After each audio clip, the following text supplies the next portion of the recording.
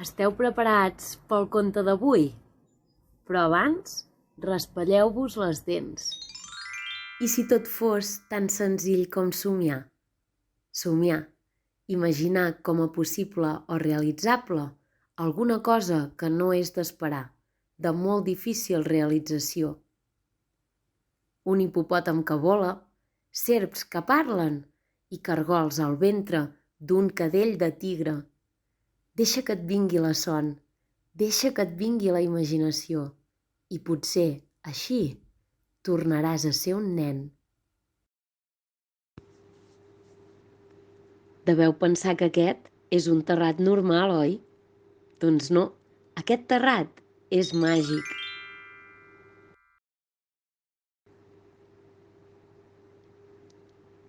Cada nit, quan estic a punt d'anar a dormir, sento una veu que m'explica un conte.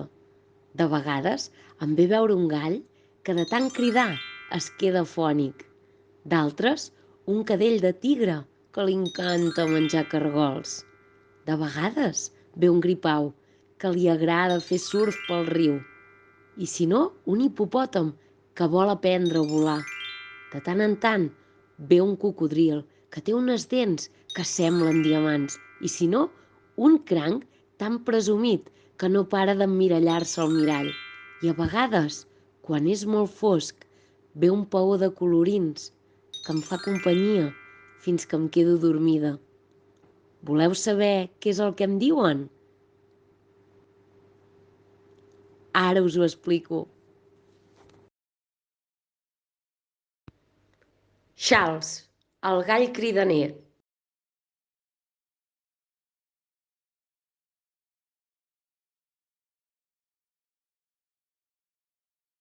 El Charles era el gall més cridaner de tota la granja. Cada dia, a les 5 del matí, s'enfilava a la tanca del jardí i despertava a tots els veïns. «Vols callar, gall cridaner?» bramaven les vaques. «Si no calles, t'arrencarem les plomes», udolava la guineu. «Et taparem la boca amb esparadrap», deien les ovelles. Dormia el porc, tot roncant. Un matí del mes de febrer, en Charles es va llevar com sempre, 10 minuts abans de les 5.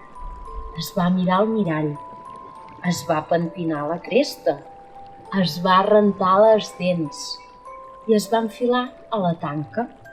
Però a l'hora de cantar, ningú no el va sentir. I és que el Charles s'havia quedat afònic. Les vaques dormien al camp. Les ovelles s'arronsaven entre l'herba.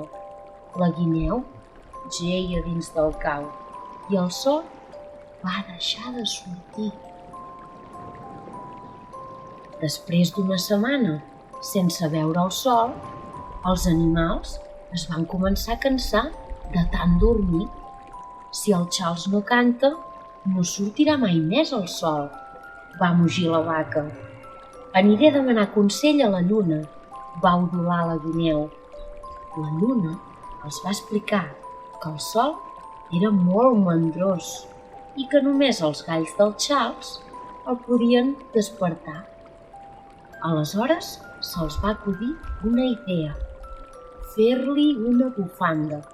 Així, durant l'hivern, es podria abrigar el coll i no es quedaria afònic. Les ovelles van deixar tota la seva llana a les vaques. Aquestes van teixir una bufanda amb les banyes i la guineu va portar la bufanda al Charles. El gall, ben eixerit, se la va lligar al coll i de tan content com estava, li va tornar la veu. Ah, sí, i el porc, com sempre, va seguir roncant.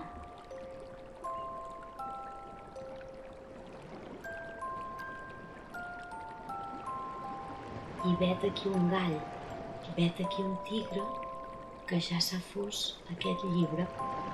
I vet aquí un tigre, i vet aquí un gall, que la lluna ja fa un badall.